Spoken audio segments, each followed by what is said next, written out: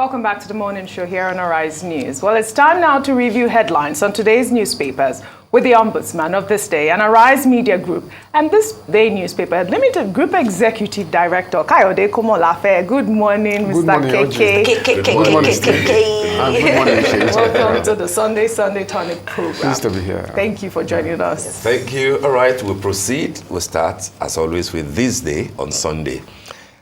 For today, let's take it from top to bottom. The story on the window says federal government summons Abuja, Ibadan Discos, TCN over worsening power supply in 10 states, and the FCT set to query other non-performing power distributors. I think that this is an important message to the Minister of Power, Bayo Adelabu, who seems to think that it's not a big deal. I mean, people are worried, and this is not the time to play politics with the issue of power. People are really suffering because of the worsening power distribution in Nigeria.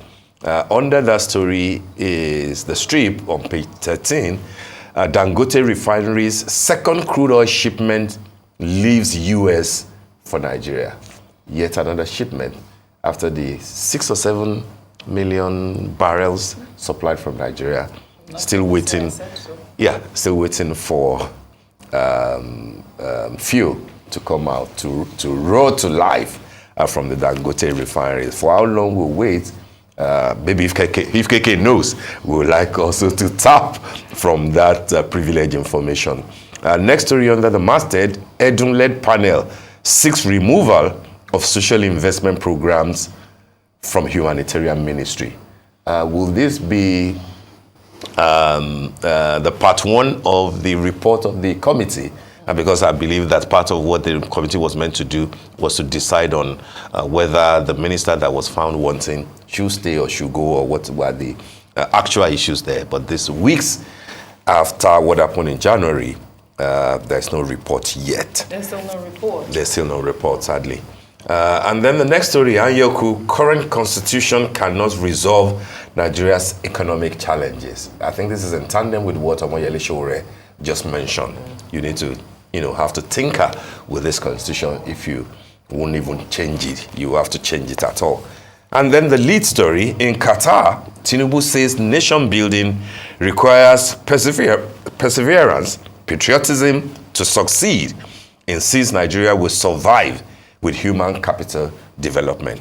And part of the rider says Dangote advocates nation's transition to knowledge-based economy. Nigeria, Qatar to sign 8 bilateral agreements today. That's from Qatar, where the president is. With how many are we told? About 38 or so. Okay, that's just like how many weeks after I said that his entourage will not be more than 20. Now the question is he violating his own directive? We'd like to hear other views on that. And last but not the least, Minister mourns as Nollywood comic icon Mr. Ibu dies at 62. That story on page 6 of today's This Day. I've seen that a number of other papers also have it on the cover.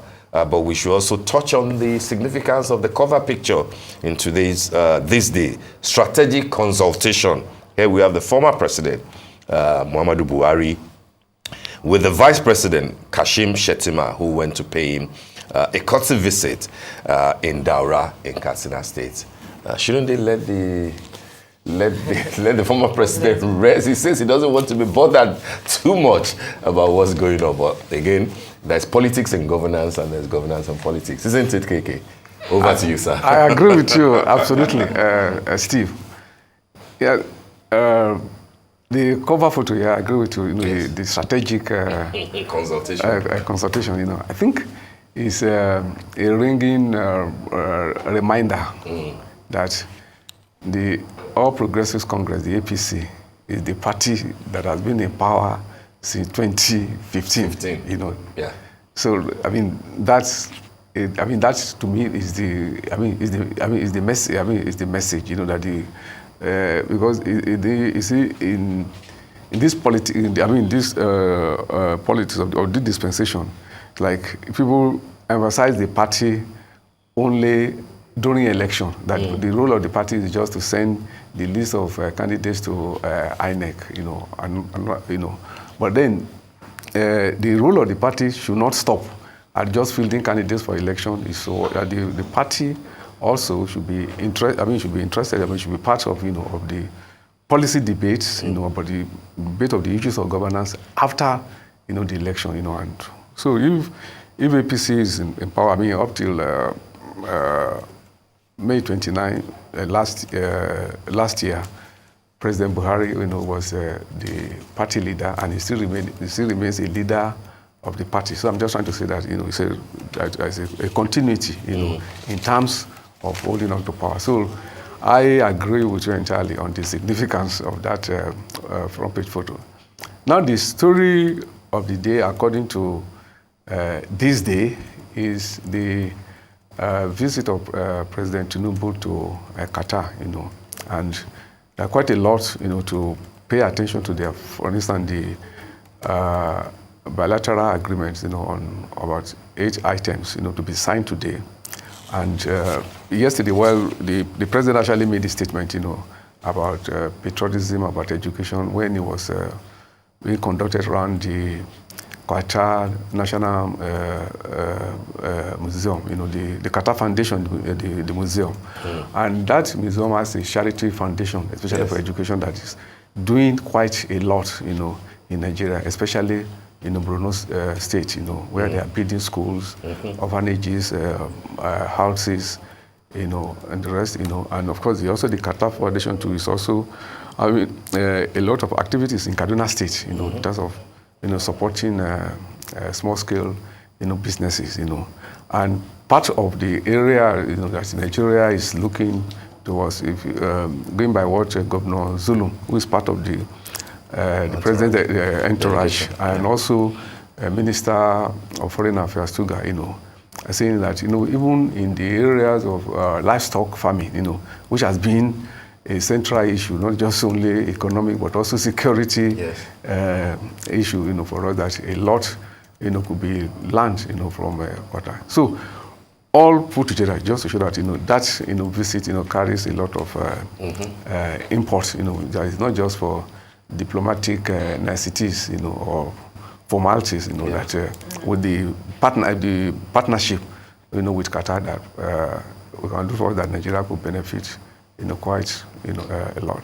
Very quickly, KK, I hope that the president's visit to the Qatar National Museum will inspire him to have one in Abuja. Abuja is the capital of Africa's biggest country without a museum. The museum in Lagos is, is probably functioning at less than 10%, capacity. So if the FCT minister is working on him, that would be a good idea. And I think that Ireti King Ibe, they had a meeting together, and she was saying that it's not the time to invest in museums and all of that. Who was saying so? Ireti King Ibe. But saying the it's FCT, not the time. the FCT, because of the budget, the amount of money that was put into building when would be a good time? Well, you have to start. The museum is not something that you build in 1 month. I think that was what the FCT minister said, that it is important, and he's going to go ahead with that. So hopefully we'll see something. She's a lawmaker. She's not the minister of the Federal Capital Territory. Sorry, KK, absolutely, you're right, Steve. That Abuja is the capital, but there's been this deficit about Abuja that is more or less a cultural desert, as it were. So. I remember it was Professor Shoyinka who first made this observation long ago. That perhaps Abuja will be the first capital you will get to that. You ask that, where is the National Library? National Library. So should we also say that this is not the right time, or we don't want the money? I agree with you. I join that advocacy that, that Abuja also should be made the cultural center. Please. Center, especially given the place of Nigeria, as a place that the black world, looks, towards, that Abuja should be here. So if Mrs. Kingibe is not so well informed about things that a capital city should be known for. I agree with you. A lot should be done in terms of the cultural. She must be educated about it. It was a budget probe. I don't know if you remember that. I recall even the altercation with the minister and everything. Yes, it was during that process. But the FCT minister, maintained his stance. He said that he's going to go ahead to build that cultural museum. At least to start it. To start it. Yes. Well, Are we- Yes, but let me just have my right of reply to Steve's jibe about the Dangote refinery. That's to tell you that I'm one of the greatest optimists. Yes. You know, that very soon, Yes. you know, will be that you start filling your tank with fuel. Very soon. Very soon, or rather, you know.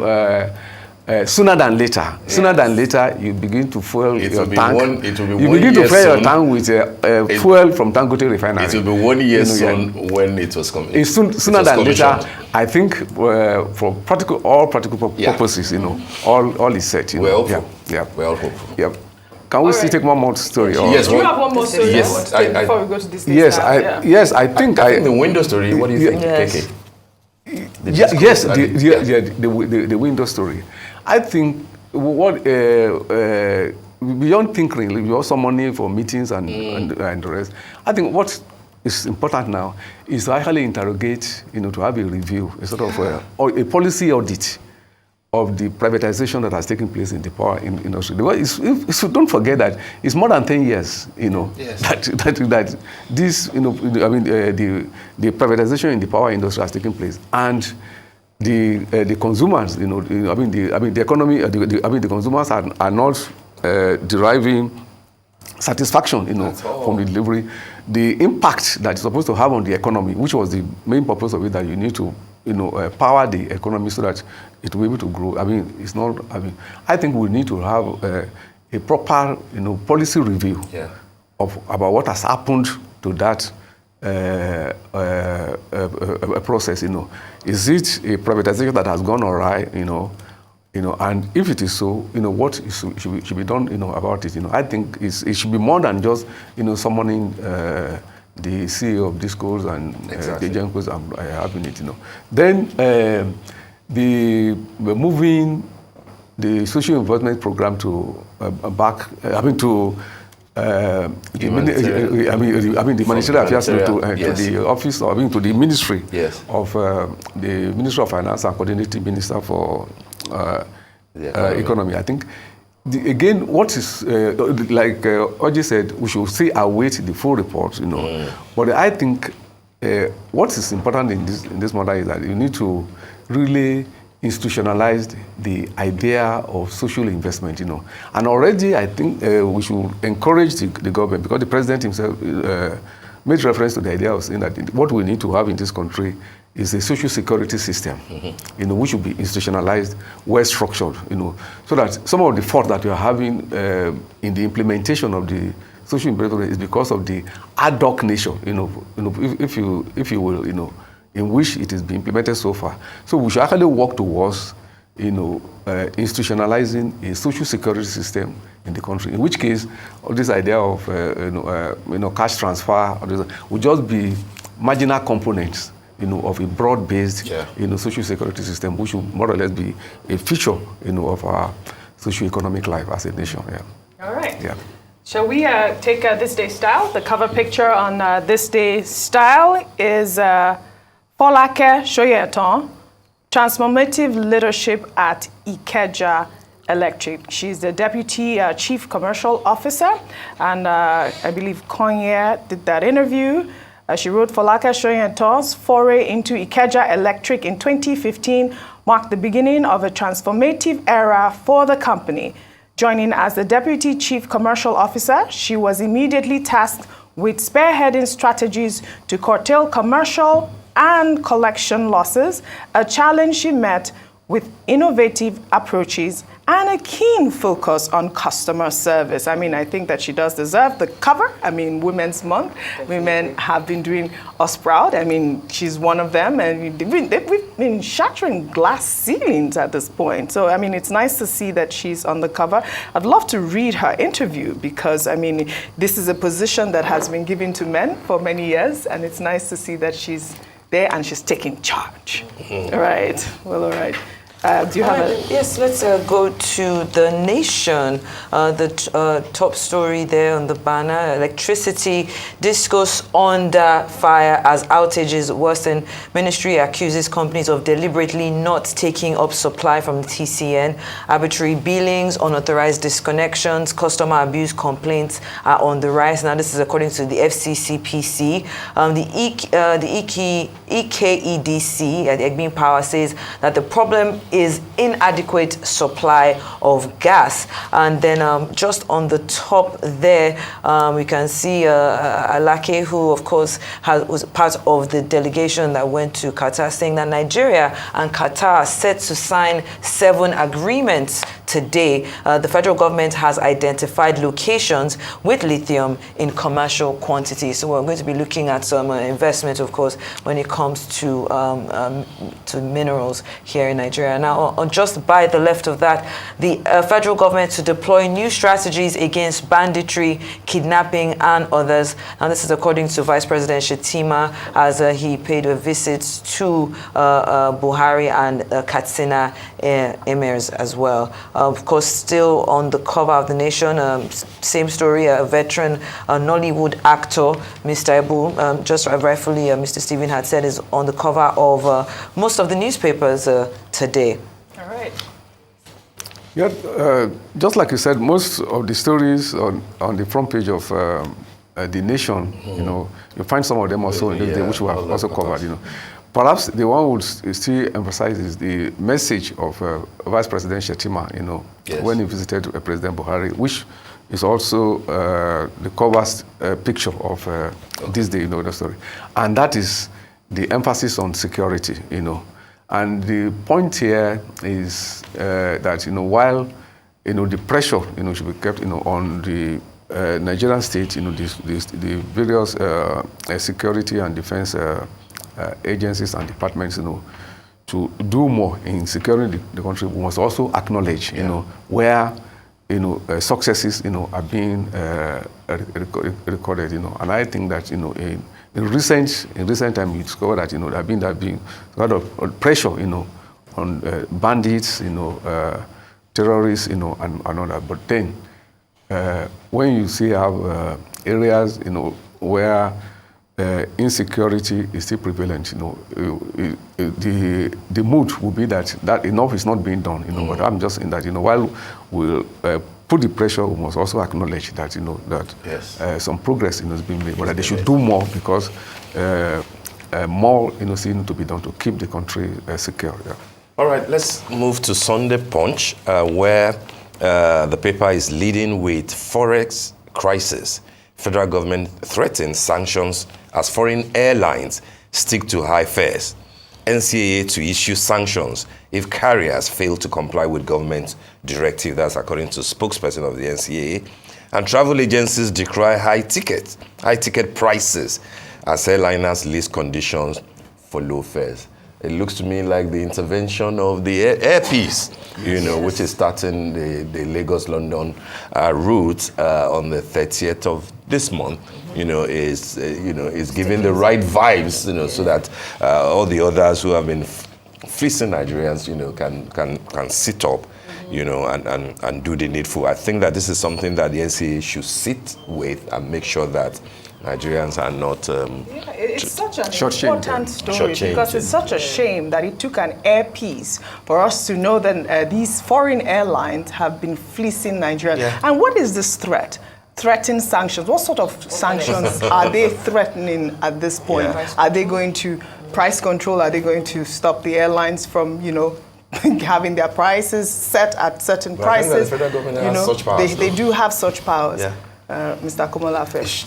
Yeah, it is good news. Yes. It is good news that airpiece intervention, you know, is exposing, you know, a lot. You know, it's just like a throwback to what happened in the telecom sector. You know, until Glo, you know, came, you know, per second billing. Per second billing. MTA was saying that it was not possible, and they will give you 1,000 and one technical reasons why it was not possible to do per second billing. You know, until Glo came, you know, put this. Now, rather, I instead of you call it a shame, Oji, rather, I would not call it a shame. I would say it is a challenge, and the challenge is simply this: that this is the reason why we should develop our own local industry. Absolutely. Yes. I think economic That nationalism is legitimate at this stage of our development. So that's why we have this, making a fetish about foreign investment, as if there's anybody who is out there who has his money and wakes up and says, okay, there's a country called Nigeria, I want to take my money to go and develop it. There's no foreign investor who is coming, whose purpose is to come and develop your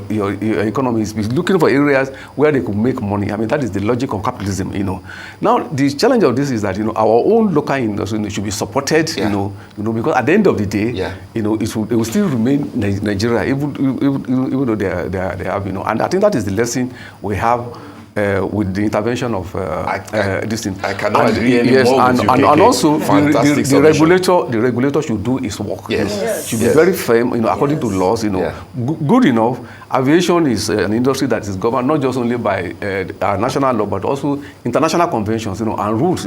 Yes. So the aviation should stay. The regulator should stay within the ambit of law and international convention and do what is in the public interest. Absolutely. I think the consumers in that section should be well served. I will look at the Guardian very quickly. Absolutely. Let's we'll take one story from the Guardian, and that's the cover story: cost of governance, curious developments that may frustrate the Oronsaye report. I believe some contributors on page 2 wrote a nice piece that people should look at, and they wrote 12 years after the Oronsaye report, Nigeria's survival needs more than the implementation of the report. She needs a more comprehensive, inclusive, strategic restructuring plan and action that can address the fundamental objectives of our federal structure. I mean, I think that also Moyele Sowore, who we had as a guest earlier, also made that point as well. And I think that we do absolutely need a full-on restructuring in our system. Yes, except that I would say, like we would say in the use of new technology, that maybe you need some updates. That is the apps. If Oronsaye report is an app, I think that apps it needs a lot of updates for it to be useful. Because you should ask, how many MDAs and parastatals did we have in 2012 when this report was given? Yes. How many do we have now? Today. Right. Absolutely. Successive administration since that report was submitted, how many more MDAs, how many more departments have also created? Instead of matching up, So I'm saying that we now have more parastatals MDAs, in 2024 than we had 12 years ago when Oronsaye submitted the report. So that's why I think that first of all, before you put the apps for it to be useful, we need to do update it.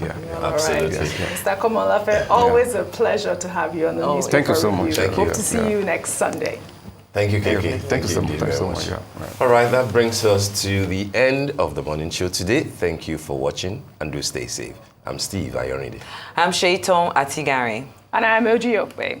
From our entire team here in Lagos, Nigeria, enjoy the rest of your morning and, of course, the rest of your day. Goodbye.